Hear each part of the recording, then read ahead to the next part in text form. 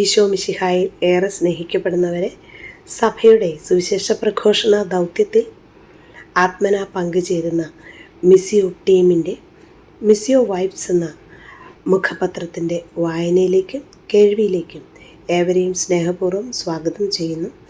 ലക്കം 47 നല്ല ഒരു മുഖചിത്രമാണ് ഇവിടെ നൽകിയിട്ടുള്ളത്. മുഖക്കുറിയായി നൽകിയിരിക്കുന്ന ലേഖനം മിസ്സിയോ ടീമിൻ്റെ ആത്മീയ ഉപദേഷ്ടാവ് റവറൻ ഡോക്ടർ അഗസ്റ്റിൻ മുണ്ടിയത്തച്ഛൻ്റെ ലേഖനമാണ്. മുഖക്കുറിയായി നൽകിയിരിക്കുന്ന ലേഖനത്തിന് മനോഹരമായ പരിശുദ്ധാത്മാവിൻ്റെ പ്രാവിൻ്റെ രൂപത്തിലുള്ള ചിത്രം അകമ്പടി സേവിക്കുന്നുണ്ട്. അതുപോലെ തന്നെ മനോഹരമായ ചിത്രങ്ങൾ മിസ്സിയോ വൈബ്സിന് പ്രത്യേക ഭംഗി നൽകിയിരിക്കുന്നതും ശ്രദ്ധേയമാണ്. വിശുദ്ധ ഗ്രന്ഥം ദൈവത്തിൻ്റെ ജീവിക്കുന്ന വചനം എന്നുള്ളതാണ് ഈ ലേഖനത്തിൻ്റെ തലക്കെട്ട്. വിശുദ്ധ ഗ്രന്ഥം ദൈവത്തിൻ്റെ ജീവിക്കുന്ന വചനം. Reverend doctor Augustine Mundiyath CMF. സ്വന്തം നന്മയാൽ പ്രേരിതനായി മനുഷ്യർക്ക് തന്നെ വെളിപ്പെടുത്താനായി ദൈവം അവരോട് മാനുഷിക വാക്കുകളിൽ സംസാരിക്കുന്നു. മനുഷ്യൻ്റെ ഭാഷകളിൽ കൂടി വെളിപ്പെടുത്തിയിരിക്കുന്ന ദൈവത്തിൻ്റെ വചസ്സുകൾ വാസ്തവത്തിൽ എല്ലാ രീതികളിലും മാനുഷിക ഭാഷണത്തോട് സാധർമ്യമുള്ളവയാണ്. നിത്യപിതാവിൻ്റെ വചനം മാനുഷിക ബലഹീനതയുടെ മാംസം ധരിച്ചപ്പോൾ മനുഷ്യരോട് സാദൃശ്യമുള്ളവനായി തീർന്നതുപോലെയാണിത്. വിശുദ്ധ ഗ്രന്ഥത്തിൻ്റെ വാക്കുകളിൽ കൂടിയെല്ലാം ദൈവം സംസാരിക്കുന്നത് ഒരേ ഒരു വചനമാണ്. അതിലൂടെയാണ് ദൈവം സ്വയം പൂർണ്ണമായി ആവിഷ്കരിക്കുന്നത്. വിശുദ്ധാത്മാക്കളുടെ എല്ലാം അധരങ്ങളിൽ നിന്ന് നിർഗമിക്കുന്നത് ഈ ഒരേ ഒരു വചനം തന്നെയാണ്. ആരംഭം മുതലേ ദൈവത്തോടുകൂടി ദൈവമായിരുന്നവന് വേറിട്ട ശബ്ദങ്ങളുടെ ആവശ്യമില്ല. കാരണം അവൻ കാലത്തിന് അതീതനാണ്. ഇക്കാരണത്താൽ സഭ വിശുദ്ധ ഗ്രന്ഥത്തെ കർത്താവിൻ്റെ ശരീരത്തെ എന്ന പോലെ എക്കാലവും ആദരിച്ചിരുന്നു. കാരണം ദൈവവചനത്തിൻ്റെയും ക്രിസ്തുവിൻ്റെ ശരീരത്തിൻ്റെയും ഏകമേശയിൽ നിന്ന് നിരന്തരം സ്വീകരിക്കുന്ന ജീവൻ്റെ അപ്പം വിശ്വാസികൾക്ക് അനവരതം നൽകുന്നതിൽ നിന്ന് സഭ ഒരിക്കലും വിരമിക്കുന്നില്ല. വിശുദ്ധ ഗ്രന്ഥത്തിൽ സഭ നിരന്തരം തൻ്റെ പോഷണവും ശക്തിയും കണ്ടെത്തുന്നു. കാരണം വിശുദ്ധ ഗ്രന്ഥത്തെ വെറും മാനുഷിക വചനമായിട്ടല്ല സഭ സ്വീകരിക്കുന്നത്. പ്രത്യുത അത് യഥാർത്ഥത്തിൽ ആയിരിക്കുന്നത് പോലെ ദൈവവചനമായിട്ടാണ്. 1 തെസ്സലോനിക്കർ 2:13. വിശുദ്ധ ഗ്രന്ഥത്തിലൂടെ സ്വർഗസ്ഥനായ പിതാവ് തൻ്റെ മക്കളെ സന്ദർശിക്കാനും അവരോട് സംസാരിക്കാനും വരുന്നു. ദൈവമാണ് വിശുദ്ധ ഗ്രന്ഥത്തിൻ്റെ കർത്താവ്. വിശുദ്ധ ഗ്രന്ഥം ഉൾക്കൊള്ളുന്നതും അവതരിപ്പിക്കുന്നതുമായ ദൈവാവിഷ്കൃത സത്യങ്ങൾ പരിശുദ്ധാത്മ നിവേശനത്താൽ എഴുതപ്പെട്ടവയാണ്. പരിശുദ്ധ സഭാമാതാവ് അപ്പസ്തോലിക വിശ്വാസത്തിൽ ഉറച്ചു നിന്നുകൊണ്ട് പുതിയ നിയമത്തിലെയും പഴയ നിയമത്തിലെയും പുസ്തകങ്ങൾ മുഴുവനും അവയുടെ എല്ലാ ഭാഗങ്ങളും ഉൾപ്പെടെ വിശുദ്ധവും കാനൂനികവുമാണെന്ന് പ്രഖ്യാപിക്കുന്നു. ഇതിന് ഉപോദ്ബലകമായി നിലകൊള്ളുന്നത് പരിശുദ്ധാത്മ നിവേശനത്താൽ എഴുതപ്പെട്ട അവയുടെ കർത്താവ് ദൈവം തന്നെയാണെന്നും അവ അപ്പാടെ സഭയ്ക്ക് ഏൽപ്പിക്കപ്പെട്ടിരിക്കുന്നുവെന്നുമുള്ള വസ്തുതയാണ്. വിശുദ്ധ ഗ്രന്ഥത്തിലെ പുസ്തകങ്ങളുടെ മാനുഷിക രചയിതാക്കളെ ദൈവം പ്രചോദിപ്പിച്ചു. വിശുദ്ധ ഗ്രന്ഥ രചനയ്ക്കായി ദൈവം ചില മനുഷ്യരെ തിരഞ്ഞെടുത്തു. അവരുടെ കഴിവുകളോടും ശക്തികളോടും കൂടെ അവരെ ദൈവം ഉപകരണങ്ങളായി വിനിയോഗിച്ചു.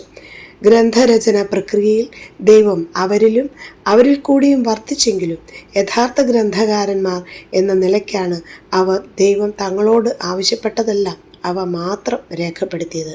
ദൈവനിവേശിത ഗ്രന്ഥങ്ങൾ സത്യം പഠിപ്പിക്കുന്നു. വിശുദ്ധ ഗ്രന്ഥത്തിൻ്റെ രചയിതാക്കൾ അഥവാ വിശുദ്ധ എഴുത്തുകാർ ദൈവപ്രചോദിതരായി പ്രസ്താവിച്ചിരിക്കുന്നവയെല്ലാം പരിശുദ്ധാത്മാവിൻ്റെ പ്രസ്താവങ്ങളായി നാം സ്വീകരിക്കണം.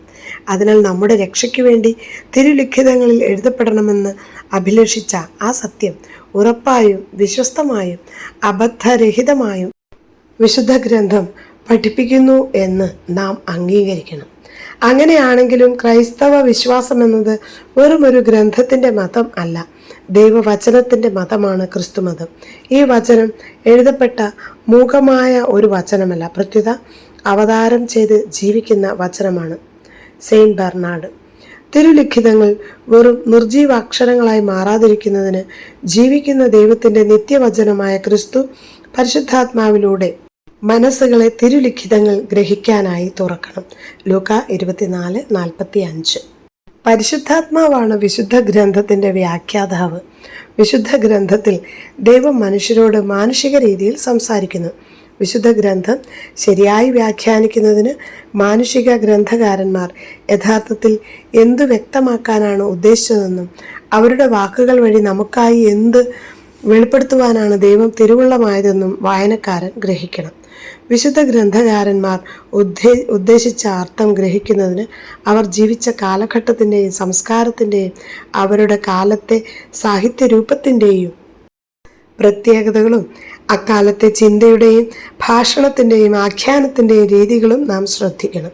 കാരണം ആവിഷ്കൃത സത്യം വിവിധ രീതികളിൽ വ്യത്യസ്തങ്ങളായ ചരിത്ര രചനകളിലൂടെയോ പ്രവചന രൂപത്തിലോ കാവ്യരൂപത്തിലോ മറ്റേതെങ്കിലും സാഹിത്യരൂപത്തിലോ ഉള്ള രചനകളിലൂടെയോ അവതരിപ്പിക്കപ്പെടുന്നു. വിശുദ്ധ ഗ്രന്ഥം ദൈവനിവേശിതമായതിനാൽ ശരിയായ വ്യാഖ്യാനത്തിന് തെല്ലും അപ്രധാനമല്ലാത്ത മറ്റൊരു തത്വം കൂടി ഉണ്ട്. ഈ തത്വത്തിൻ്റെ അഭാവത്തിൽ വിശുദ്ധ ഗ്രന്ഥം വെറും മൃതാക്ഷരങ്ങളായി നിലകൊള്ളുന്നു. വിശുദ്ധ ഗ്രന്ഥത്തിൻ്റെ രചയിതാവായ അതേ ആത്മാവിൻ്റെ പ്രകാശത്തിൽ മാത്രമേ വിശുദ്ധ ഗ്രന്ഥം വായിക്കുകയും വ്യാഖ്യാനിക്കുകയും ചെയ്യാവൂ. വിശുദ്ധ ഗ്രന്ഥ രചനയ്ക്ക് പ്രചോദനം നൽകിയ പരിശുദ്ധാത്മാവിന് വിധേയമായി വിശുദ്ധ ഗ്രന്ഥം വ്യാഖ്യാനിക്കുന്നതിന് രണ്ടാം വത്തിക്കാൻ കൗൺസിൽ 3 മാനദണ്ഡങ്ങൾ നിർദ്ദേശിക്കുന്നു. 1. വിശുദ്ധ ഗ്രന്ഥം മുഴുവൻ്റെയും ഉള്ളടക്കത്തിലും ഏകതാനതയിലും വളരെയേറെ ശ്രദ്ധ പതിപ്പിക്കുക. കാരണം ബൈബിളിലെ പുസ്തകങ്ങൾ തമ്മിൽ വ്യത്യാസങ്ങൾ ഉണ്ടെങ്കിലും ബൈബിളിൻ്റെ പ്രതിപാദനത്തിൽ ഐക്യം കാണാൻ കഴിയും. വിശുദ്ധ ഗ്രന്ഥത്തിൻ്റെ ഈ ഐക്യത്തിനാധാരം ദൈവിക പദ്ധതിയുടെ ഐക്യമാണ്. പ്രസ്തുത പദ്ധതിയുടെ കേന്ദ്രവും ഹൃദയവും യേശുക്രിസ്തു തന്നെയാണ്. അവിടുത്തെ പെസഹായ്ക്ക് ശേഷമാണ് ഹൃദയം തുറക്കപ്പെട്ടത്. ലൂക്ക 24:25-27 വചനങ്ങൾ. ഹൃദയം എന്ന പദം ക്രിസ്തുവിൻ്റെ ഹൃദയത്തെ വെളിപ്പെടുത്തുന്ന വിശുദ്ധ ഗ്രന്ഥത്തെ സൂചിപ്പിക്കുന്നു. പീഡാനുഭവത്തിന് മുൻപ് അവിടുത്തെ ഹൃദയം അടഞ്ഞിരുന്നു, കാരണം വിശുദ്ധ ലിഖിതങ്ങൾ അവ്യക്തമായിരുന്നു.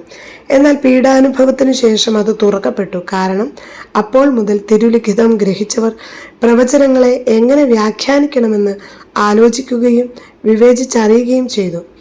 വിശുദ്ധ തോമസ് അക്വിനാസിനെ ഉദ്ധരിച്ച് ബ്രാക്കറ്റ് നൽകിയിട്ടുണ്ട്. 2.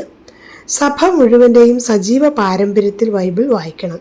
സഭാപിതാക്കന്മാരുടെ അഭിപ്രായം അനുസരിച്ച് വിശുദ്ധ ഗ്രന്ഥം എഴുതപ്പെട്ടത് മുഖ്യമായും സഭയുടെ ഹൃദയത്തിലാണ്, അല്ലാതെ കടലാസ് രേഖകളിലല്ല. കാരണം സഭ അവളുടെ പാരമ്പര്യത്തിൽ ദൈവവചനത്തിൻ്റെ ജീവിത സ്മരണ പുലർത്തുന്നു. വിശുദ്ധ ഗ്രന്ഥത്തിൻ്റെ ആധ്യാത്മിക വ്യാഖ്യാനം സഭയ്ക്ക് നൽകുന്നത് പരിശുദ്ധാത്മാവാണ്. 3. ക്രൈസ്തവ വിശ്വാസത്തിൻ്റെ സാധർമ്മ്യത്തിൽ ശ്രദ്ധ പതിപ്പിക്കണം. റോമ 12:6. വിശ്വാസ സാധർമ്മ്യം കൊണ്ട് നാം അർത്ഥമാക്കുന്നത് വിശ്വാസ സത്യങ്ങൾക്ക് തമ്മിലും അവയ്ക്ക് ദൈവാവിഷ്കരണ പദ്ധതി മുഴുവനോടുമുള്ള സമന്വയമാണ്. കരിസ്മാറ്റിക് നവീകരണ അനുഭവത്തിലെ ചില ആദ്യകാല ഓർമ്മകൾ എന്ന തലക്കെട്ടോടെ അടുത്ത ലേഖനം തയ്യാറാക്കി നൽകിയിരിക്കുന്നത് നമ്മുടെ ബഹുമാനപ്പെട്ട പ്രൊഫസർ CC ആലിസൂട്ടി ആൻറ്റി ആണ്. വളരെ സജീവമായ ശ്രദ്ധയോടെ ഈ ലേഖനത്തിലേക്ക് നമുക്ക് പ്രവേശിക്കാം.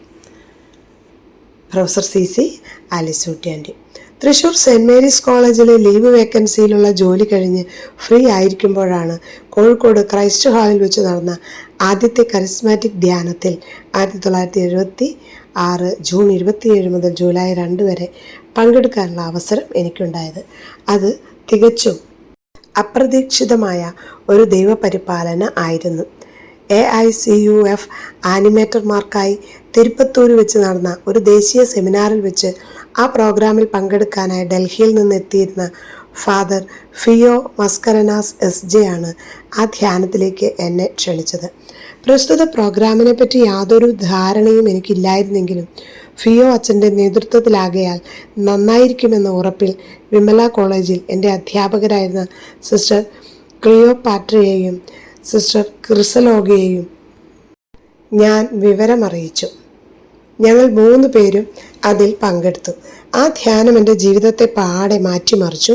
വലിയ സന്തോഷവും ലാഘവത്വവും ആന്തരിക സ്വാതന്ത്ര്യവും തീക്ഷ്ണതയും പ്രാർത്ഥനാ ചൈതന്യവും ദൈവവചനത്തോടുള്ള വലിയ സ്നേഹവും എല്ലാം എനിക്ക് അനുഭവപ്പെട്ടു. എസെക്കിയേൽ പ്രവാചകന്റെ ദർശനത്തിലെ അസ്ഥികളുടെ താഴ്വരയിൽ പ്രാണനില്ലാതിരുന്ന നിഹതന്മാരിൽ ജീവശ്വാസം പ്രവേശിച്ച് അവർ ജീവൻ പ്രാപിച്ചതുപോലെ. എസെക്കിയേൽ 37:8-10 വരെയുള്ള വാക്യങ്ങൾ ഉള്ള ഒരു അനുഭവമായിരുന്നു എനിക്ക്. ആ ധ്യാനത്തിന് ശേഷമാണ് പാലക്കാട് മേഴ്സി കോളേജിൽ ഞാൻ ജോലിയിൽ പ്രവേശിച്ചത്. എല്ലാവർക്കും, എൻ്റെ വീട്ടുകാർക്കും കൂട്ടുകാർക്കും വിദ്യാർത്ഥികൾക്കുമെല്ലാം ഈ അനുഭവം ഉണ്ടാകണമെന്ന് ഞാൻ തീവ്രമായി ആഗ്രഹിച്ചു. തുടർന്ന് അതിനുള്ള ശ്രമമായി. 1977 തന്നെ മേഴ്സി കോളേജിലും പടത്തുകടവ് ഇടവകയിലും കരിസ്മാറ്റിക് ധ്യാനം സംഘടിപ്പിക്കാൻ കഴിഞ്ഞു. രണ്ടിടത്തും പ്രാർത്ഥനാ ഗ്രൂപ്പും തുടങ്ങി. 1976 എറണാകുളം സെന്റ് തെരാസസ് കോളേജിൽ വെച്ച് നടന്ന കരിസ്മാറ്റിക് സെമിനാറിൽ എൻ്റെ സുഹൃത്തുക്കളായിരുന്ന Edward Edezhath, Stephanie പാപ്പാളി, PV Marykutty തുടങ്ങിയവർ പങ്കെടുത്തിരുന്നു. മറ്റു യുവജനങ്ങളെയും ഈ അനുഭവത്തിലേക്ക് നയിക്കുന്നതിനുള്ള ചർച്ചകളും പ്രവർത്തനങ്ങളും സജീവമായി. താമരശ്ശേരി രൂപതയിലെ പെരുവണ്ണാമൂഴി ഇടവകയിൽ വികാരിയായിരുന്ന ബഹുമാനപ്പെട്ട അഗസ്റ്റിൻ തുരുത്തിമറ്റത്തിൽ അച്ഛൻ്റെയും കുളത്തുവയലിലെ ബഹുമാനപ്പെട്ട CJ വർക്കി അച്ഛൻ്റെയും പരിശ്രമത്തിൽ ആയിടെ അമേരിക്കയിൽ നിന്ന് കരിസ്മാറ്റിക് തിയോളജിയിൽ പ്രത്യേക പഠനം കഴിഞ്ഞെത്തിയിരുന്ന ബഹുമാനപ്പെട്ട ജോസഫ് കിഴക്കേടം SJയുടെ നേതൃത്വത്തിൽ ആലുവയിലെ ലയോള ഭവനത്തിൽ വെച്ച് ഒരാഴ്ചത്തെ ഒരു പഠന സെമിനാർ സംഘടിപ്പിച്ചു. അത് ഞങ്ങളുടെ അനുഭവത്തിന് വ്യക്തതയും ആഴവും നൽകി. കൂട്ടായ്മയുടെ ഹൃദ്യമായ അനുഭവവും ഭാവിയിലേക്കുള്ള മാർഗദർശനവും പ്രചോദനവും ലഭിച്ചു. തുടർന്ന് ബഹുമാനപ്പെട്ട പോൾ ലന്തപ്പറമ്പിൽ SJ ആരംഭിച്ച കരിസ്മാറ്റിക് ന്യൂസ് ലെറ്ററാണ് ഇന്നത്തെ ജീവജ്വാല മാസികയായി വളർന്നത്. ആ നാളുകൾ മുതൽ തന്നെ പ്രതിവർഷം ദേശീയ തലത്തിൽ നടന്നിരുന്ന കൺവെൻഷൻ, സെമിനാറുകൾ, മധ്യസ്ഥ പ്രാർത്ഥനാ ധ്യാനം, ലീഡേഴ്സ് പ്രോഗ്രാമുകൾ, ബൈബിൾ ക്ലാസുകൾ എന്നിങ്ങനെയുള്ള പരിപാടികളിലെല്ലാം മുടങ്ങാതെ പങ്കെടുക്കാനും കഴിയുന്നത്ര ആളുകളെ പ്രോത്സാഹിപ്പിച്ചു കൊണ്ടുപോകാനും ഉത്സാഹിച്ചിരുന്നു. നാഷണൽ കരിസ്മാറ്റിക് ബൈബിൾ കോളേജ് ബോംബെയിൽ തുടങ്ങിയപ്പോൾ ആദ്യ ബാച്ചിൽ തന്നെ 1979-80 അതിൽ ചേർന്ന് പഠിക്കാനും എനിക്ക് അവസരമുണ്ടായി. 1978 രൂപീകരിക്കപ്പെട്ട റീജിയണൽ കരിസ്മാറ്റിക് സർവീസ് ടീമിലും KST, ദേശീയ ഉപദേശക സമിതിയിലും NAC സജീവ പങ്കാളിത്തമുണ്ടായി. 1981 വത്തിക്കാനിൽ വെച്ച് നടന്ന അന്തർദേശീയ കരിസ്മാറ്റിക് ലീഡേഴ്സ് കോൺഫറൻസിലേക്ക് കേരളത്തെ പ്രതിനിധീകരിച്ച് അയക്കപ്പെടുകയും ഉണ്ടായി. ഇവയെല്ലാം എൻ്റെ ക്രിസ്തീയ ജീവിതം ഏറെ ധന്യമാകുന്നതിന് സഹായിച്ചു. മുൻപിലും പിൻപിലും അവിടുന്ന് എനിക്ക് കാവൽ നിൽക്കുന്നു. അവിടുത്തെ കരം എൻ്റെ മേലുണ്ട്. സങ്കീർത്തനം 139:5. ദൈവത്തിന് സ്തുതി. ഈ ലേഖനം ഇവിടെ പൂർണ്ണമാവുകയാണ്. അടുത്തതായി മറ്റൊരു ലേഖനത്തിൻ്റെ വായനയിലേക്ക് നാം പ്രവേശിക്കുകയാണ്. മനോഹരമായ ചിത്രങ്ങൾ പതിവ് പോലെ മിസിയോ വൈബ്സിൻ്റെ മുഖപത്രത്തെ കൂടുതൽ മോടി പിടിപ്പിച്ചിട്ടുണ്ട്. ഇതിൻ്റെ തലക്കെട്ട് പരമോന്നതൻ എൻ്റെ അഭയം എൻ്റെ കോട്ട എന്നുള്ളതാണ്. പരമോന്നതൻ എൻ്റെ അഭയം എൻ്റെ കോട്ട. എഴുതിയിരിക്കുന്നത് ആൻ്റണി ലാനിത്തോട്ടം.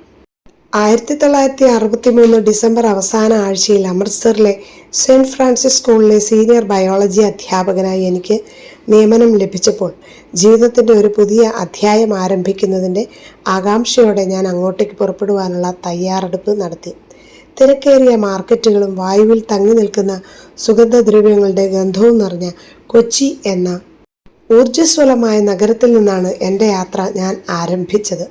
റോഡ് മാർഗത്തിൽ ന്യൂഡൽഹിയിലേക്കുള്ള എൻ്റെ യാത്ര 4 ദിവസങ്ങൾ നീണ്ടു നിൽക്കുന്നതായിരുന്നുവെങ്കിലും മനോഹരമായ പ്രകൃതി ദൃശ്യങ്ങളും വരാനിരിക്കുന്ന കാര്യങ്ങളെക്കുറിച്ചുള്ള പ്രതീക്ഷകളും മൂലം യാത്രയുടെ ദൈർഘ്യം തോന്നിച്ചതേയില്ല. ഞാൻ ന്യൂഡൽഹിയിൽ എത്തിയപ്പോൾ ചലനാത്മകവും ജീവസുറ്റതുമായ ഒരു അന്തരീക്ഷം എനിക്ക് അവിടെ കാണുവാൻ കഴിഞ്ഞു. ഉച്ചയ്ക്ക് 1:15 അമൃത്സറിലേക്ക് പോകുന്ന ഫ്ലൈയിങ് മെയിൽ പുറപ്പെടുന്ന റെയിൽവേ സ്റ്റേഷനിലേക്ക് ഞാൻ വേഗത്തിൽ പോയി. വിദൂര നഗരങ്ങളെ ബന്ധിപ്പിക്കുന്ന ഒരു ജീവനാഡിയായ ട്രെയിൻ സാഹസികതയുടെ ഒരു പര്യായം കൂടിയാണെന്ന് എനിക്ക് തോന്നി. ജനറൽ കമ്പാർട്ട്മെൻറ്റിൽ എനിക്ക് ഒരു സീറ്റ് ലഭിച്ചു. കഥകളും അനുഭവങ്ങളും പങ്കിടുന്ന യാത്രക്കാർ നിറഞ്ഞ ഒരു സജീവമായ ഇടമായിട്ടാണ് അതെനിക്ക് അനുഭവപ്പെട്ടത്. കൃത്യനിഷ്ഠയ്ക്കും മനോഹാരിതയ്ക്കും പേരുകേട്ട ഈ തീവണ്ടി ഗ്രാമപ്രദേശങ്ങളിലൂടെ സഞ്ചരിച്ച് രാത്രി 9:15 ആകുമ്പോൾ അമൃത്സറിൽ എത്തിച്ചേരും. ഓരോ മണിക്കൂർ കഴിയുന്തോറും എൻ്റെ പുതിയ ജോലി ആരംഭിക്കുന്നതിനെക്കുറിച്ചും അമൃത്സറിൻ്റെ സമ്പന്നമായ സംസ്കാരത്തിൽ ഇഴുകിച്ചേർന്നുള്ള എൻ്റെ ജീവിതത്തെക്കുറിച്ചുമുള്ള ആവേശം നിറഞ്ഞ ചിന്തകൾ എന്നിൽ കൂടുതൽ ശക്തമായി. അമൃത്സറിലെ ബാറ്റ ഷൂ കമ്പനിയുടെ മാനേജറായ മിസ്റ്റർ പുരി എന്ന മാന്യനായ മനുഷ്യനാണ് എൻ്റെ അടുത്തിരുന്ന യാത്രക്കാരൻ. പെട്ടെന്ന് തന്നെ അദ്ദേഹവുമായി നല്ല സൗഹൃദ ബന്ധത്തിലായി. പരസ്പരമുള്ള സംഭാഷണം എളുപ്പമാക്കുന്ന ഒരു ഊഷ്മളമായ സൗഹൃദ ശൈലി അദ്ദേഹം പ്രകടിപ്പിച്ചു. അമൃത്സറിലേക്കുള്ള എൻ്റെ യാത്രയുടെ ഉദ്ദേശത്തെക്കുറിച്ച് അദ്ദേഹം ആത്മാർത്ഥമായി എന്നോട് അന്വേഷിച്ചു. എൻ്റെ മുന്നോട്ടുള്ള പദ്ധതികളും ആഗ്രഹങ്ങളും ഒക്കെ വിശദീകരിച്ചുകൊണ്ട് ഞാൻ അദ്ദേഹത്തോട് എൻ്റെ മനസ്സ് തുറന്ന് സംസാരിച്ചു. ഞങ്ങൾ ജലന്ധർ സ്റ്റേഷനെ സമീപിച്ചപ്പോൾ മുൻപത്തെ ചൂടിന് ശമനമുണ്ടാവുകയും താപനിലയിൽ ഗണ്യമായ മാറ്റമുണ്ടായതായി അനുഭവപ്പെടുകയും ചെയ്തു. ആരോ ഒരു ജനൽ തുറന്ന നിമിഷം തന്നെ ക്ഷണിക്കപ്പെടാത്ത അതിഥിയെപ്പോലെ തണുത്ത കാറ്റ് ബോഗിയിലെല്ലാം നിറഞ്ഞു. യാത്രക്കാരെല്ലാവരും തങ്ങളുടെ ഷാളുകൾ കഴുത്തിൽ ചുറ്റി തണുപ്പിൽ നിന്നും രക്ഷ നേടുവാനുള്ള തത്രപ്പാടിലായി. ഞാൻ കാണാൻ ഉദ്ദേശിച്ചിരുന്ന പ്രിൻസിപ്പൽ അച്ഛൻ അവിടെ ഇല്ലെങ്കിൽ എന്തു ചെയ്യുമെന്ന് ശ്രീ പുരി പലതവണ എന്നോട് അന്വേഷിച്ചു. പ്രിൻസിപ്പൽ അച്ഛൻ അവിടെ ക്യാമ്പസിൽ തന്നെയാണ് താമസിക്കുന്നതെന്നും അതുകൊണ്ട് അദ്ദേഹം തീർച്ചയായും ഉണ്ടാകുമെന്നും ഞാൻ അദ്ദേഹത്തെ ധരിപ്പിച്ചു. ഞങ്ങളുടെ ട്രെയിൻ അമൃത്സറിനടുത്തെത്തിയപ്പോൾ വെറും 17 കിലോമീറ്റർ മാത്രം അകലെയുള്ള ഇന്ത്യ പാകിസ്ഥാൻ അതിർത്തിയുടെ സാമീപ്യം എനിക്ക് മനസ്സിലായി. രാത്രി 9:30 അമൃത്സറിൽ ഇറങ്ങുമ്പോൾ രാത്രിയിലെ അവിടുത്തെ വായു തണുത്തതും എന്നാൽ ഉന്മേഷദായകവുമായിരുന്നുവെന്ന് എനിക്ക് തോന്നി. സ്കൂൾ സ്ഥിതി ചെയ്തിരുന്ന 31 കാൻറ്റ് എന്ന സ്ഥലത്തേക്ക് ഞങ്ങൾ ഒരു ഓട്ടോറിക്ഷ ഏർപ്പാട് ചെയ്തു. ആദ്യമായി അമൃത്സറിൽ എത്തുന്ന എനിക്ക് നേരിടേണ്ടി വന്നേക്കാവുന്ന വെല്ലുവിളികൾ മുൻകൂട്ടി കണ്ടുകൊണ്ട് അദ്ദേഹത്തിൻ്റെ ഔദാര്യപൂർണമായ വാക്കുകളെ നിരസിക്കാൻ ഞാൻ പരമാവധി പരിശ്രമിച്ചിട്ടും മിസ്റ്റർ പുരി നിർബന്ധപൂർവം എന്നെ അനുഗമിക്കാൻ തീരുമാനിച്ചു. എന്നെ സഹായിക്കുവാനുള്ള അദ്ദേഹത്തിൻ്റെ നല്ല മനസ്സും ദൃഢനിശ്ചയവും എന്നെ ഹഠാത് ആകർഷിച്ചു. ഞങ്ങൾ സെൻറ്റ് ഫ്രാൻസിസ് ഹൈസ്കൂളിൽ എത്തിയപ്പോൾ നിരാശാജനകമായ വാർത്തയാണ് ഞങ്ങൾക്ക് അവിടെ നിന്നും ലഭിച്ചത്. പ്രിൻസിപ്പൽ ഫാദർ തിമോത്തി ഗുരുതരമായ അപകടത്തിൽപ്പെട്ട സഹപുരോഹിതനായ ഫാദർ ഡൊമിനിക്കിനെ പരിചരിക്കുന്നതിനായി നഗരത്തിന് പുറത്തു പോയിരിക്കുന്നു. അങ്ങനെ ഒരു അവസരത്തിൽ എന്നെ ഒറ്റയ്ക്ക് വിട്ടുപോകുവാൻ മനസ്സ് വരാതെ ആ നല്ല മനുഷ്യൻ എന്നെ തൻ്റെ വീട്ടിലേക്ക് സ്നേഹപൂർവ്വം ക്ഷണിച്ചു. അവിടെ മിസ്സിസ് പുരി ഞങ്ങളെ ഊഷ്മളമായി സ്വാഗതം ചെയ്യുകയും സുഗന്ധപൂരിതവും രുചികരവുമായ അത്താഴം സമ്മാനിക്കുകയും ചെയ്തു. എൻ്റെ അവിടെയുള്ള താമസം അതീവ ഹൃദ്യമാണെന്ന് ഉറപ്പുവരുത്തുന്നതിൽ അവർ വ്യാപൃതരായിരുന്നു. മിസ്റ്റർ പുരി എന്നെ അതിഥി മുറിയിലേക്ക് നയിച്ചു. അവിടെ കട്ടിലിന് കുറുകെ വിരിച്ചിരിക്കുന്ന കട്ടിയുള്ളതും ആകർഷകവുമായ പുതപ്പ് കണ്ടപ്പോഴേ എൻ്റെ തണുപ്പ് മാറി. ഊഷ്മളമായ ഒരു ആശ്വാസം എന്നിൽ ജനിപ്പിച്ചു. രാത്രിയിലെ തണുത്ത വായുവിൽ നിന്ന് എന്നെ രക്ഷിക്കാൻ മൃദുവായ തൂവലുകളാൽ ആഡംബരപൂർവ്വം നിർമ്മിക്കപ്പെട്ടിരുന്ന ആ പുതപ്പിനടിയിൽ അഭയം പ്രാപിക്കുവാൻ അദ്ദേഹം എന്നെ നിർബന്ധിച്ചു. തൂവൽ കൂട്ടങ്ങൾ നിറച്ച പ്രത്യേക തരം പുതപ്പിനുള്ളിൽ അഭയം പ്രാപിച്ചപ്പോൾ എനിക്ക് എന്തെന്നില്ലാത്ത ശാന്തതയും സുരക്ഷിതത്വവും ഹൃദയാന്തരാളത്തിൽ നന്ദിയും നിറയുന്ന അനുഭവമുണ്ടായി. മിസ്റ്റർ പുരിയുടെ ഹൃദയപൂർവകമായ ആതിഥ്യ മര്യാദയിലൂടെ എനിക്ക് നൽകപ്പെട്ട അവിശ്വസനീയമായ സുരക്ഷയ്ക്കും സംരക്ഷണത്തിനും ഞാൻ നിശബ്ദമായി സർവശക്തനായ ദൈവത്തിന് നന്ദി പറഞ്ഞു. ആ നിമിഷം എനിക്ക് സങ്കീർത്തനം 91 ഒരു വാക്യം ഓർമ്മ വന്നു. തൻ്റെ തൂവലുകൾ കൊണ്ട് അവിടുന്ന് നിന്നെ മറച്ചുകൊള്ളും, അവിടുത്തെ ചിറകുകളുടെ കീഴിൽ നിനക്ക് അഭയം ലഭിക്കും. സങ്കീർത്തനം 91:4. മിസ്റ്റർ പുരി ആ വാക്യത്തിൻ്റെ യഥാർത്ഥ മൂർത്തീഭാവമായി ഒരു മാലാഖയായി എൻ്റെ മുമ്പിൽ പ്രത്യക്ഷപ്പെട്ടതായി എനിക്ക് തോന്നി. എനിക്ക് അത്യുന്നതൻ്റെ അഭയം എൻ്റെ സങ്കേതവും എൻ്റെ കോട്ടയും നൽകി. പുതപ്പിൻ്റെ ആശ്വാസത്തിലും അവരുടെ ആതിഥ്യ മര്യാദയുടെ ഊഷ്മളതയിലും വലിയ ഹൃദയ സമാധാനത്തോടെ ഞാൻ ഉറങ്ങി. പിറ്റേന്ന് രാവിലെ പ്രഭാതത്തിൻ്റെ സുവർണ വെളിച്ചത്തിൽ മിസ്റ്റർ പുരി എന്നെ സെയിൻറ്റ് ഫ്രാൻസിസ് സ്കൂളിലേക്ക് കൊണ്ടുപോയി. ഫാദർ തിമോത്തിയുടെ ഊഷ്മളമായ സ്വാഗതവും സ്വീകരണവും ഞങ്ങളെ വല്ലാതെ ആകർഷിച്ചു. അദ്ദേഹത്തിൻ്റെ ഹൃദ്യമായ പുഞ്ചിരിയും സൗമ്യമായ പെരുമാറ്റവും ഞങ്ങൾ വർഷങ്ങളായി നല്ല സുഹൃത്തുക്കളാണെന്ന് തോന്നിപ്പിക്കുന്ന വിധത്തിലായിരുന്നു. ഫാദർ തിമോത്തിയും ഞാനും മിസ്റ്റർ പുരിയുടെ സമയോചിതമായ ഇടപെടലിനും ശക്തമായ പിന്തുണയ്ക്കും ഉദാര മനസ്കതയ്ക്കും ഞങ്ങളുടെ ഹൃദയംഗമമായ നന്ദി അറിയിച്ചു. അതിനുശേഷം ശ്രീ പുരി തൻ്റെ വീട്ടിലേക്ക് മടങ്ങി. പക്ഷേ ഞങ്ങളെ അത്ഭുതപ്പെടുത്തുകയും 10 മടങ്ങ് സന്തോഷിപ്പിക്കുകയും ചെയ്തുകൊണ്ട് അടുത്ത ശനിയാഴ്ച അദ്ദേഹം എൻ്റെ ക്ഷേമം അന്വേഷിക്കാൻ സ്കൂളിൽ തിരിച്ചെത്തി. അദ്ദേഹത്തിൻ്റെ പതിവ് സന്ദർശനങ്ങളിലൂടെ ഞങ്ങളുടെ ബന്ധം വളർന്നുകൊണ്ടേയിരുന്നു. അദ്ദേഹത്തിൻ്റെ ഓരോ വരവും എനിക്ക് ഒത്തിരി സന്തോഷം നൽകുന്ന ഓർമ്മകൾ സമ്മാനിച്ചിരുന്നു. പതിവ് പോലെ ഒരു ദിവസം ഞാൻ അദ്ദേഹത്തിൻ്റെ കടയിൽ എത്തിയപ്പോൾ എൻ്റെ ഹൃദയം തകർന്നു പോകുന്ന ഒരു വാർത്തയാണ് ലഭിച്ചത്. ഏതാനും ദിവസങ്ങൾക്ക് മുമ്പ് അദ്ദേഹം ഹൃദയാഘാതം മൂലം മരിച്ചു എന്ന വാർത്ത. എൻ്റെ മനസ്സിന് താങ്ങാനാവുന്നതിലും അപ്പുറമായിരുന്നു ആ വാർത്ത. എൻ്റെ നഷ്ടം ആഴമേറിയതായി തോന്നി. അദ്ദേഹത്തിൻ്റെ സ്നേഹവും സൗഹൃദവും സമൃദ്ധമായി ആസ്വദിച്ച എൻ്റെ ജീവിതത്തിലെ ഏടുകളിൽ ഒരു ശൂന്യത അവശേഷിപ്പിച്ച് അദ്ദേഹം കടന്നുപോയി. എൻ്റെ ചിന്തകളെ നിയന്ത്രിക്കുവാനും ആശ്വാസം കണ്ടെത്താനും ഞാൻ പരിശ്രമിച്ചു. മിസ്റ്റർ പുരിയെ പോലെയുള്ള മാലാഖമാർ സ്വർഗത്തിലാണ് വസിക്കേണ്ടതെന്ന് എൻ്റെ മനസ്സിനെ ഞാൻ പറഞ്ഞു പഠിപ്പിച്ചു. അവിടെയാണ് അവർ അവരുടെ ദിവ്യോദ്ദേശങ്ങൾ നിറവേറ്റുന്നത്. സങ്കീർത്തകൻ ഉറപ്പു നൽകുന്നത് പോലെ ജീവിതത്തിലെ അപ്രതീക്ഷിത വെല്ലുവിളികളിലൂടെ നമ്മെ നയിക്കാനും സംരക്ഷിക്കാനും ഏറ്റവും ആവശ്യമുള്ള നിമിഷങ്ങളിൽ പ്രത്യക്ഷപ്പെടാനും വേണ്ടി അയക്കുന്ന ദൂതന്മാരാണ് അവർ. നിന്റെ വഴികളിൽ നിന്നെ കാത്തുപാലിക്കാൻ അവിടുന്ന് തൻ്റെ ദൂതന്മാരോട് കൽപ്പിക്കും. സങ്കീർത്തനം 91:11. ദൈവസ്നേഹം രുചിച്ചറിയാൻ സാധിച്ച ഈ ലേഖനത്തിൻ്റെ കേൾവിക്ക് ശേഷം കർത്താവിനോടുകൂടെ സമയം പാഴാക്കുക എന്ന മനോഹരമായ ഒരു ലേഖനത്തിലേക്ക് നാം പ്രവേശിക്കുകയാണ്. കർത്താവിനോടുകൂടെ സമയം പാഴാക്കുക. ആലീസ് ചാലുങ്കലാണ് ഈ ലേഖനം എഴുതിയിരിക്കുന്നത്. ആധ്യാത്മിക ജീവിതത്തിൽ വളരുന്നതിന് വ്യക്തിപരമായ പ്രാർത്ഥന വളരെ പ്രധാനപ്പെട്ടതാണ്. അത് നന്നായി നടത്തുന്നതിന് പല മാർഗനിർദ്ദേശങ്ങളും ലഭിക്കാറുണ്ട്. സമൂഹ പ്രാർത്ഥന എല്ലാവരുടെയും സജീവ പങ്കാളിത്തത്തോടെ നടത്തുന്നതിന് ഒരു രീതി ആവശ്യമാണ്. എന്നാൽ വ്യക്തിപരമായ പ്രാർത്ഥനയ്ക്കോ കർത്താവിനോടുകൂടെ ഒറ്റയ്ക്ക് സമയം ചെലവഴിക്കുന്നതാണല്ലോ വ്യക്തിപരമായ പ്രാർത്ഥന. ആ സമയം എങ്ങനെയാണ് ഫലപ്രദമാക്കാനാകുക? അതിൽ സ്തുതിപ്പിൻ്റെയും നന്ദിയുടെയും ബൈബിൾ വായനയുടെയും മധ്യസ്ഥ പ്രാർത്ഥനയുടെയും സ്ഥാനം എവിടെയാണ്? ശാന്തമാകൂ, ഞാൻ ദൈവമാണെന്നറിയൂ എന്ന സങ്കീർത്തനം 46:10 പറയുന്നു. ദൈവത്തോട് ഏറെ കാര്യങ്ങൾ നമ്മൾ പറയുകയും ചോദിക്കുകയും വിശദീകരിക്കുകയും ഒക്കെ വേണ്ടതുണ്ടോ? നമ്മുടെ ഹൃദയങ്ങളെ കാണുന്ന, എല്ലാം മനസ്സിലാക്കുന്ന, അത്യധികമായി നമ്മെ സ്നേഹിച്ച് എല്ലാം നമുക്കൊരുക്കി കാത്തിരിക്കുന്ന ദൈവത്തോട് എന്താണ് നാം പറയുക? പരസ്പരം നന്നായി അറിയുകയും മനസ്സിലാക്കുകയും ചെയ്യുന്നവർക്ക് ഏറെ സംസാരിക്കേണ്ട ആവശ്യമില്ല. ഒന്നിച്ചായിരിക്കുന്നത് തന്നെ അവർക്ക് നിർവൃതിയാണ്. ദൈവസന്നിധിയിൽ അങ്ങനെ ആയിരിക്കുന്നതല്ലേ കരണീയം. നമ്മുടെ വാക്കുകളെല്ലാം ആരാധന, നന്ദി, സ്തുതിപ്പ്, പശ്ചാത്താപം, മാധ്യസ്ഥം പരിമിതങ്ങളാണ്. പൗലോസ് ലീഹ പറയുന്നത് പോലെ വേണ്ട വിധം പ്രാർത്ഥിക്കേണ്ടത് എങ്ങനെയെന്ന് നമുക്ക് അറിഞ്ഞുകൂടാ. റോമ 8:26. കാർഡിനൽ സ്യൂനൻസിൻ്റെ അഭിപ്രായത്തിൽ വ്യക്തിപരമായ പ്രാർത്ഥന കർത്താവിനോടുകൂടെ സമയം പാഴാക്കുന്നതാണ്. Wasting time with the lord. Francis പാപ്പ പറയുന്നത്, വ്യക്തിപരമായ പ്രാർത്ഥനയുടെ സമയത്ത് എനിക്ക് പല വിചാരങ്ങൾ വരികയും ഇടയ്ക്ക് ഉറക്കം തൂങ്ങുകയും ചെയ്യാറുണ്ട്. ഞാൻ ഉറങ്ങിപ്പോയാലും കർത്താവ് എന്നെ നോക്കിയിരിക്കുന്നു എന്നറിയുന്നതിനാൽ എനിക്കത് വൃഥാവിലാവില്ല എന്നാണ്. വിശുദ്ധ ജോൺ മരിയ വിയാനി ഒരിക്കൽ പറഞ്ഞതായി ഞാൻ വായിച്ചത് ഓർക്കുന്നു. എൻ്റെ ഇടവകയിൽ ഒരു മനുഷ്യൻ പാടത്ത് പണിക്ക് പോകുമ്പോൾ എന്നും പള്ളിയിൽ വന്ന് കുറേ നേരം സക്രാരിയിലേക്ക് നോക്കിയിരിക്കും, എന്നിട്ട് എഴുന്നേറ്റ് പോകും. ഒരിക്കൽ വിയാനി അച്ഛൻ അദ്ദേഹത്തോട് ചോദിച്ചു, താങ്കൾ എന്താണ് എന്നും വന്നിരുന്ന് പ്രാർത്ഥിക്കുന്നത്? അദ്ദേഹം മറുപടി പറഞ്ഞത്രേ, ഞാൻ കർത്താവിനെ നോക്കും, കർത്താവ് എന്നെയും നോക്കും. എത്ര നല്ല വ്യക്തിപരമായ പ്രാർത്ഥന അല്ലേ?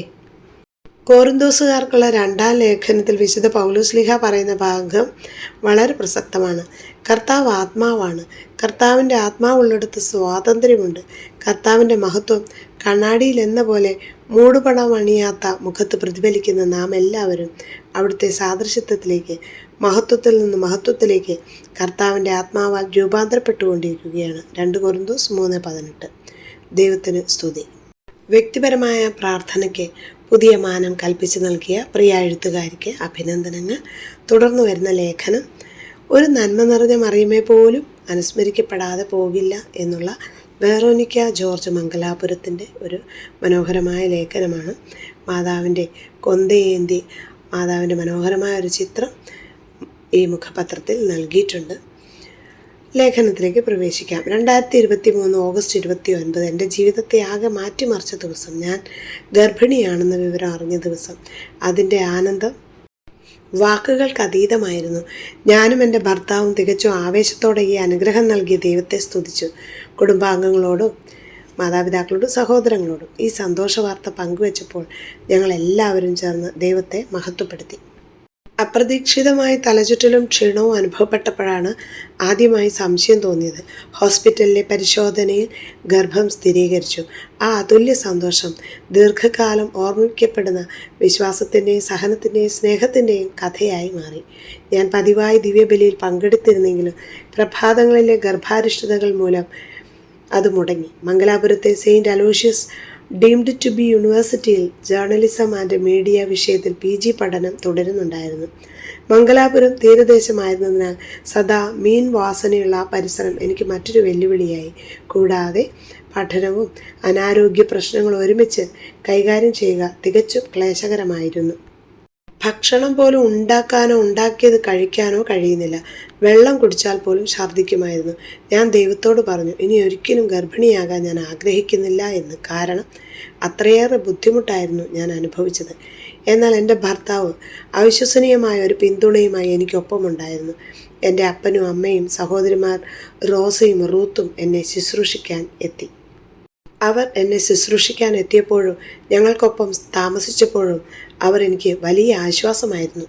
ദിവ്യബലിയിൽ പങ്കെടുക്കാൻ കഴിയാതിരുന്നതിനാൽ എൻ്റെ ആത്മാവ് ദുഃഖിതമായിരുന്നു. എന്നാൽ മറ്റൊരു ആഴത്തിലുള്ള ഭക്തിയുടെ വഴി എനിക്ക് ലഭിച്ചു. ഞാൻ പരിശുദ്ധ അമ്മയിലേക്ക് തിരിഞ്ഞു. ഞാൻ ജപമാലയിൽ ആശ്രയം കണ്ടെത്തി. നന്മ നിറഞ്ഞ മറിയമ്മേ എന്ന പ്രാർത്ഥന എൻ്റെ ശ്വാസം പോലെ ഞാൻ ഉരുക്കഴിച്ചു. രാത്രിയിലും നിദ്രയ്ക്കിടയിൽ പോലും അമ്മയെ ഞാൻ വിളിച്ചു. മമ്മ മേരി എന്നെ സഹായിക്കണേ, മമ്മ മേരി എന്നെ നയിക്കൂ. സകല ലോകത്തിനും അമ്മയായി തൻ്റെ അമ്മയെ ഈശോ നമുക്ക് നൽകിയല്ലോ. ആ അമ്മയെ ഞാനും പ്രാർത്ഥനയിൽ മുറുകെ പിടിച്ചു. അമ്മയെപ്പോലെ ഞാൻ എൻ്റെ കുഞ്ഞിനെ വഹിക്കുകയാണ്. അതുകൊണ്ട് എൻ്റെ വേദനയിൽ അമ്മയെ ഞാൻ പങ്കാളിയാക്കി. എല്ലാ രാത്രികളിലും ഞാനും എൻ്റെ ഭർത്താവും ചേർന്ന് ഉദരത്തിൽ ഉരുവായ കുഞ്ഞിനു വേണ്ടി കരങ്ങൾ ഉയർത്തിപ്പിടിച്ച് പ്രാർത്ഥിച്ചു തുടങ്ങി. ജനിക്കാൻ പോകുന്ന കുഞ്ഞ് ആണെന്നോ പെണ്ണെന്നോ ഞങ്ങൾക്കറിയില്ലായിരുന്നെങ്കിലും പേരുകൾ ഞങ്ങൾ കണ്ടെത്തിയിരുന്നു. പെൺകുട്ടിയെങ്കിൽ ഷിയാറ, ആൺകുട്ടിയെങ്കിൽ റാൽഫ്. ഭർത്താവ് വയറ്റിൽ സ്പർശിച്ചുകൊണ്ട് ചോദിക്കുമായിരുന്നു, ഇത് റാൽഫാണോ ഷിയാറയാണോ എന്ന്. അദ്ദേഹം നന്നായി മലയാള ഭാഷയിൽ മാതാവിനോടുള്ള ഭക്തിഗാനങ്ങൾ പാടുമായിരുന്നു. പാട്ടുപാടിയും പ്രാർത്ഥിച്ചും കൊണ്ട് ഞങ്ങൾ കുഞ്ഞിനെ ഓർമ്മിപ്പിച്ചിരുന്നു, ഈശോ നിന്നെ സ്നേഹിക്കുന്നു. എന്നെ ആധ്യാത്മികമായി ഏറ്റവും കൂടുതൽ ഉത്സാഹപ്പെടുത്തിയത് എൻ്റെ ഭർത്താവിൻ്റെ സഹോദരി നിഖിതയായിരുന്നു. അവളുടെ ഗർഭകാല അനുഭവങ്ങൾ എന്നോട് പങ്കുവച്ചപ്പോൾ എത്ര വലിയ വെല്ലുവിളികളെയും വിശ്വാസത്തോടെ അവൾ മറികടന്നത് എനിക്ക് ഉൾക്കൊള്ളാനായി. അവൾ എനിക്ക് സമ്മാനിച്ച സൂപ്പർ നാച്ചുറൽ ചൈൽഡ് ബർത്ത് എന്ന പുസ്തകം ഞങ്ങൾ ഒരുമിച്ച് വായിച്ചു. അതിലൂടെ ഞങ്ങളുടെ പ്രാർത്ഥനയ്ക്കും വിശ്വാസത്തിനും പുതിയ മാനങ്ങൾ ലഭിച്ചു. പ്രാർത്ഥനയിലൂടെ നിങ്ങൾ പറയുന്നത് ദൈവം നൽകും എന്നതായിരുന്നു പുസ്തകത്തിൻ്റെ പ്രധാന സന്ദേശം. അസ്വസ്ഥതകളില്ലാത്ത, വേദനയില്ലാത്ത വേഗത്തിലുള്ള പ്രസവം ഞങ്ങൾ ആഗ്രഹിച്ചു, പ്രാർത്ഥിച്ചു, വിശ്വസിച്ചു. 9ാം മാസത്തിൽ ചെക്കപ്പിന് പോയപ്പോൾ പ്രസവം ഡൽഹിയിലായിരിക്കുമെന്ന കാര്യം അറിയിച്ചപ്പോൾ ഡോക്ടർ പറഞ്ഞു, നിങ്ങൾക്കിപ്പോൾ തന്നെ കാര്യമായ ആരോഗ്യ പ്രശ്നങ്ങളുണ്ട്. ഈ സമയത്ത് ട്രെയിൻ യാത്ര ചെയ്യുന്നത് ഉചിതമായിരിക്കില്ല. എന്നാൽ ഞങ്ങൾ ദൈവത്തിൽ വിശ്വസിച്ച് യാത്ര ആരംഭിച്ചു. യാത്ര സുഖകരമായിരുന്നു. ഞങ്ങൾ ഡൽഹിയിലെത്തിയപ്പോൾ എൻ്റെ കുടുംബം ഹൃദയപൂർവ്വം ഞങ്ങളെ സ്വീകരിച്ചു. അതിനുശേഷം പ്രസവത്തിന് ഒരു സ്ഥലം അന്വേഷിക്കുകയായിരുന്നു. മാതാപിതാക്കൾ സാന്ത്വന മിഷണറി സമൂഹത്തിൽ പ്രവർത്തിക്കുന്ന മിഷണറിമാരാണ്. അവർ ഞങ്ങൾ താമസിച്ചിരുന്ന ഡൽഹി UP ബോർഡറിൽ നിന്നും അധികം ദൂരെയല്ലാത്ത ഒരു വില്ലേജിലെ കോൺവെൻറ്റ് നഴ്സിംഗ് ഹോം ശുപാർശ ചെയ്തു. ഞാൻ അതിനോട് കുറച്ച് സംശയത്തോടെ സമീപിച്ചെങ്കിലും അവരെ വിഷമിപ്പിക്കാതിരിക്കാൻ ഇഷ്ടപ്പെട്ടില്ല എന്ന് തുറന്നു പറയാൻ മടിച്ചു. നഗരത്തിലെ കൂറ്റൻ ആശുപത്രി കെട്ടിടങ്ങളും സൗകര്യങ്ങളും അവിടെ തങ്ങളുടെ കുഞ്ഞ് ജനിക്കുന്നത് സ്വപ്നം കണ്ട ഞാൻ അവയൊക്കെ എൻ്റെ മനസ്സിൽ തന്നെ സൂക്ഷിച്ചു. എനിക്ക് എൻ്റെ മാതാപിതാക്കളെ നിരാശപ്പെടുത്താനാകില്ലായിരുന്നു. അതുകൊണ്ട് മനസ്സിൽ ഉത്കണ്ഠകളും സംശയങ്ങളും ഉണ്ടായിരുന്നിട്ടും ഞാൻ സമ്മതിച്ചു. എന്നാൽ എന്നെയും എൻ്റെ മാതാപിതാക്കളെയും അത്ഭുതപ്പെടുത്തുമാറ് എൻ്റെ ഭർത്താവ് ജോർജ് വളരെ സന്തോഷത്തോടെയായിരുന്നു അത് സ്വീകരിച്ചത്. ഇതിനിടയിൽ ഏപ്രിൽ 9 അമ്മയുടെ ഒരു സുഹൃത്ത് തൻ്റെ പ്രാർത്ഥനയ്ക്കിടയിൽ കണ്ടെത്തിയത് അമ്മയുമായി പങ്കുവച്ചു. വെറോനിക്കായ്ക്ക് ഈ നഴ്സിംഗ് ഹോമിൽ പ്രസവിക്കുന്നതിനെക്കുറിച്ച് ഉള്ളിൽ ചില ആശങ്കകളുണ്ട്. അപ്പനും അമ്മയും അത് ഗൗരവമായി എടുത്തു. എന്നോട് നേരിട്ട് ചോദിച്ചപ്പോൾ ഞാൻ പറഞ്ഞു, അമ്മേ, എനിക്ക് ആ സ്ഥലം ഇഷ്ടപ്പെട്ടിട്ടില്ല. അമ്മ പറഞ്ഞു, നിനക്കിഷ്ടമില്ലെങ്കിൽ പറയണ്ടേ, നമുക്ക് നാളെ തന്നെ വേറെ ആശുപത്രിയിലേക്ക് പോകാം. അടുത്ത ദിവസം ഏപ്രിൽ 10 അമ്മ പ്രഭാതത്തിൽ എന്നെ ദിവ്യബലിക്ക് പോകാൻ വിളിച്ചു. ഞാൻ നല്ല ആരോഗ്യസ്ഥിതിയിലല്ലായിരുന്നു. എന്നാൽ അമ്മ പറഞ്ഞു, ഇന്ന് നിനക്ക് ദിവ്യബലി ആവശ്യമുണ്ട്. ദിവ്യബലിക്കു ശേഷം പ്രഭാത ഭക്ഷണവും കഴിഞ്ഞ് ഗാസിയാബാദിലെ സിസ്റ്റേഴ്സിൻ്റെ തന്നെ സെയിൻറ്റ് ജോസഫ്സ് ആശുപത്രിയിലേക്ക് യാത്രയായി. ഡോക്ടർ എന്നെ പരിശോധിച്ചു. പെട്ടെന്ന് തന്നെ എൻ്റെ വാട്ടർ ബ്രേക്ക് ആയി. നിങ്ങൾ പ്രസവത്തിലേക്ക് വളരെ അടുത്തിരിക്കുന്നു, ഡോക്ടർ പറഞ്ഞു. എൻ്റെ ഏറ്റവും വലിയ ഒരു നിർബന്ധമായിരുന്നു പ്രസവ സമയത്ത് ലേബർ റൂമിൽ എൻ്റെ ഭർത്താവ് കൂടെ ഉണ്ടാവുക എന്നത്. എവിടെ പ്രസവിക്കണമെന്ന ആലോചന വീണ്ടും ഉദിച്ചു. ഈ ആശുപത്രിയിൽ ഭർത്താവിന് പ്രസവമുറിയിലേക്ക് പ്രവേശിക്കാൻ അനുവാദമില്ല. ഞാൻ കരഞ്ഞുകൊണ്ട് തന്നെ പരിശുദ്ധ അമ്മയെ വിളിച്ചു. മമ്മ മേരി, എന്നെ നയിക്കൂ. ഞാൻ മനസ്സിലാക്കി, പ്രസവ സമയത്ത് ഭർത്താവിൻ്റെ കൈ പിടിക്കുന്നത് എനിക്ക് കൂടുതൽ ശക്തി പകരും. അതെനിക്ക് ഒഴിച്ചുകൂടാനാവാത്തതാണ്. അതിനാൽ ഞങ്ങൾ ആദ്യം തീരുമാനിച്ചിരുന്ന കോൺവെൻറ്റ് നഴ്സിംഗ് ഹോമിലേക്ക് തിരിച്ചു. ആ യാത്രയിൽ വാഹനത്തിൻ്റെ ടയർ പഞ്ചറായിരുന്നു എന്ന കാര്യം പോലും തിരിച്ചറിഞ്ഞത് കോൺവെൻറ്റിൽ എത്തിയ ശേഷം മാത്രമായിരുന്നു. അപ്പോൾ സമയം ഉച്ചതിരിഞ്ഞ് 3 മണി. അപ്പൻ, അമ്മ, എൻ്റെ ഇളയ സഹോദരൻ, ഇളയ സഹോദരിമാർ എല്ലാവരും എനിക്ക് വേണ്ടി കൊന്തകൾ ചൊല്ലി പ്രാർത്ഥിച്ചു കൊണ്ടിരുന്നു. അവിടുത്തെ സിസ്റ്റർ എനിക്ക് ലേബർ പെയിൻ ശരിയായി വരാനുള്ള മരുന്നുകൾ നൽകി. വൈകിട്ട് 5:30 വേദന കഠിനമായി. ആ വേദനകൾക്കിടയിലും ഞാൻ പറഞ്ഞുകൊണ്ടിരുന്നു, നന്മ നിറഞ്ഞ മറിയമേ സ്വസ്തി. വേദന സഹിക്കാനാവാത്തതായപ്പോൾ പോലും എൻ്റെ കുടുംബം തുടർന്നും പ്രാർത്ഥിച്ചു. എൻ്റെ ഭർത്താവ് മനോഹരമായി മാതാവിനോടുള്ള ഭക്തിഗാനങ്ങൾ പാടിക്കൊണ്ടിരുന്നു. സിസ്റ്റർ വന്നു ഹന്നാൻ വെള്ളം തളിച്ച് പ്രാർത്ഥിച്ചു. ആ നിമിഷം ഒരു പുതിയ ശക്തി എനിക്ക് അനുഭവപ്പെട്ടു. അത് പരിശുദ്ധ അമ്മയായിരുന്നെന്നും അമ്മയ്ക്കൊപ്പം തിരുസുതനും എൻ്റെ ഒപ്പമുണ്ടെന്നും എനിക്ക് ബോധ്യപ്പെട്ടു. വൈകിട്ട് 6:27 ഞങ്ങൾക്കൊരു പെൺകുഞ്ഞ് പിറന്നു. കുഞ്ഞു ഷിയാറയെ ഞങ്ങൾക്ക് നൽകിയ ദൈവത്തിന് നന്ദി പറഞ്ഞു. ഇത് ആദ്യ പ്രസവമാണല്ലോ, ഇത്ര വേഗത്തിൽ, സിസ്റ്റർ അത്ഭുതപ്പെട്ടു. എൻ്റെ അമ്മയോടൊപ്പം എൻ്റെ ഭർത്താവ് എൻ്റെ കരം പിടിച്ച് ലേബർ മുറിയിൽ നിന്ന് എന്നെ ബലപ്പെടുത്തി. ഞങ്ങൾ അപേക്ഷിച്ച പ്രകാരമൊക്കെ ദൈവം അനുവദിച്ചു തന്നു. അത് സഹിക്കാവുന്നതിലപ്പുറമായിരുന്ന വേദനകളിലും ഇടമുറിയാതെ നന്മ നിറഞ്ഞ മറിയമേ എന്നുള്ള മധ്യസ്ഥ പ്രാർത്ഥന വിശ്വാസത്തോടെ പ്രാർത്ഥിച്ചതിനാലാണ് എന്ന് ഞാൻ വിശ്വസിക്കുന്നു. ആ പ്രസവം പരിശുദ്ധ അമ്മയോടുള്ള ഞങ്ങളുടെ പ്രാർത്ഥനകൾക്കുള്ള ഉത്തരമായിരുന്നു. പരിശുദ്ധ അമ്മയെ വിളിച്ച എല്ലാ നന്മ നിറഞ്ഞ മറിയം പ്രാർത്ഥനകളും എനിക്ക് ശക്തിയായി ഭവിച്ചു. അതൊരു ആത്മീയ പ്രസവം ആയിരുന്നു. വിശ്വാസം കൊണ്ട് പ്രാർത്ഥിച്ചപ്പോൾ ദൈവം അതിൻ്റെ ഫലമായി എളുപ്പം, വേഗത്തിൽ, സുഖകരമായി, ഒരു സങ്കടങ്ങളുമില്ലാത്ത ഒരു പ്രസവം പരിശുദ്ധ അമ്മയുടെ മാധ്യസ്ഥം നിരന്തരം തേടിയപ്പോൾ ആ അമ്മ സ്നേഹപൂർവ്വം എനിക്ക് ദാനം ചെയ്തു. പ്രസവം കഴിഞ്ഞ് അന്നു തന്നെ രാത്രി 9:30 ഞങ്ങളെ ഡിസ്ചാർജ് ചെയ്തു. 10:30 ആയപ്പോൾ ഞങ്ങൾ എല്ലാവരും വീട്ടിൽ തിരിച്ചെത്തി. അങ്ങനെ ആഘോഷമായി തന്നെ എൻ്റെ പ്രസവ ശുശ്രൂഷ അവസാനിച്ചു. ഞാൻ ദൈവത്തെയും എൻ്റെ പ്രിയപ്പെട്ട മമ്മ മേരിയെയും ഓർത്ത് നന്ദിയോടെ പാടുന്നു. പ്രാർത്ഥനയും വിശ്വാസവും നിറഞ്ഞ ഒരു ഗർഭകാലം സമ്മാനിച്ചതിനും എൻ്റെ പ്രിയ കുഞ്ഞ് ഷിയാറയെ ഈ ലോകത്ത് കൊണ്ടുവന്നതിനും ദൈവത്തിനും നന്ദി. പതിവ് പോലെ വായനക്കാരുടെ ഇടം നൽകിയിട്ടുണ്ട്. ഇത്തവണ 2 പേർ തങ്ങളുടെ പ്രതികരണങ്ങൾ മിസ്സിയോ വൈബ്സിനെ കുറിച്ചുള്ള വിലയേറിയ അഭിപ്രായങ്ങളായി, ക്രിയാത്മക നിർദ്ദേശങ്ങളായി, സന്തോഷമായി നമുക്ക് വേണ്ടി പങ്കുവച്ചിട്ടുണ്ട്.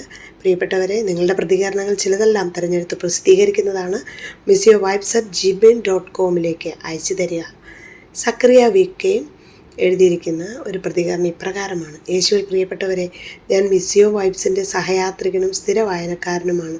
46-ാം ലക്കം അതിലെ വൈവിധ്യമാർന്ന വിഭവങ്ങളാൽ ഏറെ സമ്പന്നമാണ്.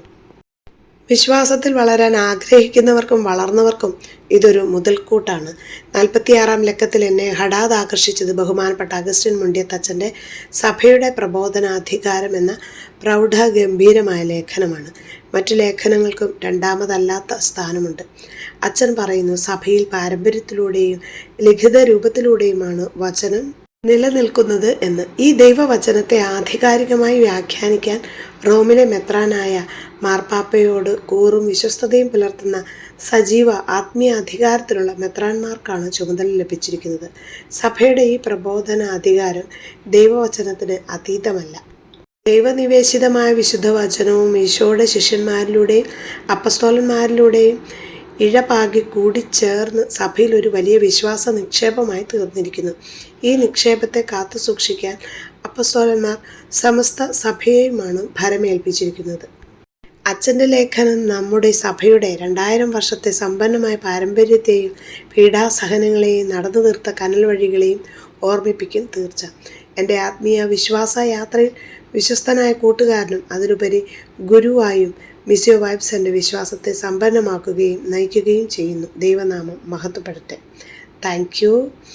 അടുത്തതായി ലിസി സണ്ണി എഴുതിയ മിസ്സിയോ വൈബ്സിനെ കുറിച്ചുള്ള ചില അഭിപ്രായങ്ങളാണ്. 46-ാം ലക്കം വളരെ മനോഹരമായിരിക്കുന്നു. അതിലെ വിഭവങ്ങൾ ഒന്നിനൊന്ന് മെച്ചമാണ്.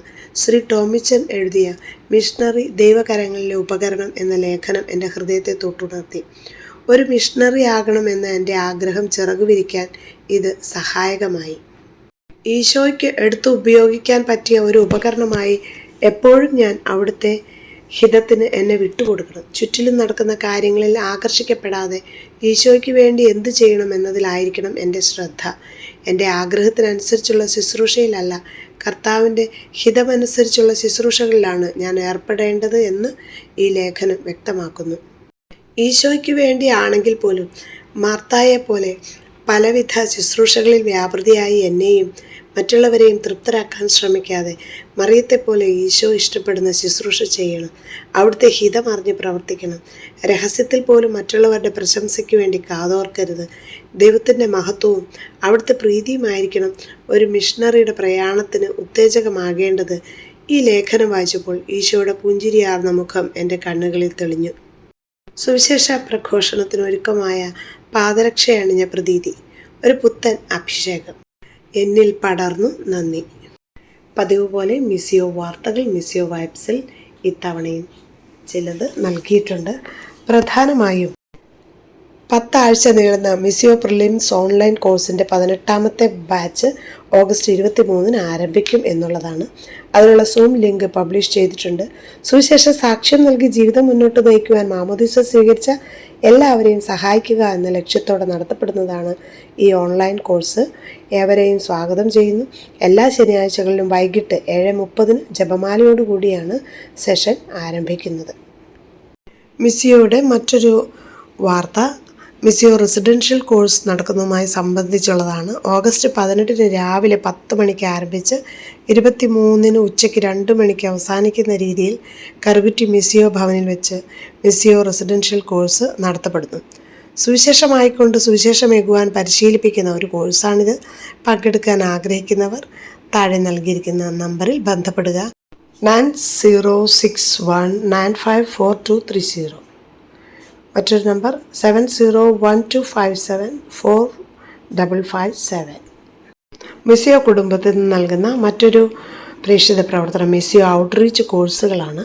കണ്ണൂർ കൂട്ടുപുഴ IMS ധ്യാന കേന്ദ്രത്തിൽ ബഹുമാനപ്പെട്ട തേജസ് അച്ഛൻ്റെ നേതൃത്വത്തിൽ മിസ്സിയോ ടീം നയിക്കുന്ന മിസ്സിയോ റെസിഡൻഷ്യൽ കോഴ്സ് ഓഗസ്റ്റ് മാസം 31 വൈകുന്നേരം 3:30-ന് ആരംഭിച്ച് സെപ്റ്റംബർ 5-ന് ഉച്ചയ്ക്ക് തീരുന്ന രീതിയിൽ ക്രമീകരിച്ചിട്ടുണ്ട്. സമ്പൂർണ്ണ സഭാത്മക മിഷണറി ട്രെയിനിങ് പ്രോഗ്രാമിൽ പങ്കെടുക്കുവാൻ വൈദികരെയും സിസ്റ്റേഴ്സിനെയും ആത്മായ പ്രേക്ഷിതരെയും ക്ഷണിക്കുന്നു. പങ്കെടുക്കുവാൻ ആഗ്രഹിക്കുന്നവർ ദയവായി താഴെ നൽകിയിരിക്കുന്ന നമ്പറുകളിൽ ബന്ധപ്പെടുക. മറ്റൊരു സന്തോഷം, തൊടുപുഴ സേവിയേഴ്സ് ഹോമിൽ ബഹുമാനപ്പെട്ട അഗസ്റ്റിൻ മുണ്ടിയത്തച്ഛൻ്റെ നേതൃത്വത്തിൽ മിസ്സിയോ ടീം നയിക്കുന്ന കെറിഗ്മ കോഴ്സ് നടത്തപ്പെടുന്നു. സെപ്റ്റംബർ 27 മുതൽ ഒക്ടോബർ 2 രാവിലെ 9 മണി വരെ വൈകുന്നേരം 4:30 വിശുദ്ധ കുർബാനയോടുകൂടി അവസാനിപ്പിക്കുന്ന വിധത്തിൽ കോഴ്സ് അറേഞ്ച് ചെയ്തിരിക്കുന്നു. മറ്റൊന്ന്, ഇടവകളിലോ ഏതെങ്കിലും ധ്യാന കേന്ദ്രങ്ങളിലോ 6 ദിവസം നീണ്ടു നിൽക്കുന്ന മിസ്സിയോ കോഴ്സ് നടത്തുവാൻ ആഗ്രഹമുണ്ടെങ്കിൽ താഴെ കൊടുക്കുന്ന നമ്പറിൽ ബന്ധപ്പെടാവുന്നതാണ്.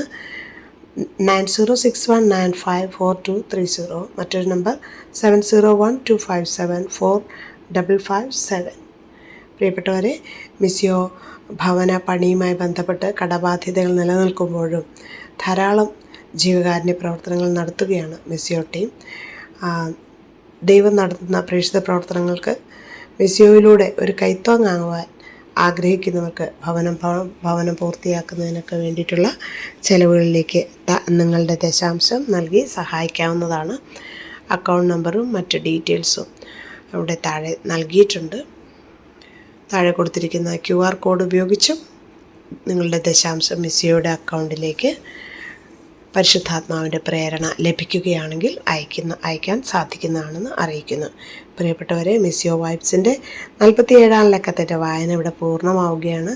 മിസ്സിയോ വൈബ്സിൻ്റെ എഡിറ്റോറിയൽ അംഗങ്ങളുടെ പേരുകൾ ഇവിടെ നൽകിയിട്ടുണ്ട്. എല്ലാവരെയും പരിശുദ്ധാത്മാവിൻ്റെ നിറവിനായി നിങ്ങളുടെ പ്രാർത്ഥനയിൽ ഓർക്കണമേ എന്ന് യാചിക്കുന്നു. ആമേൻ.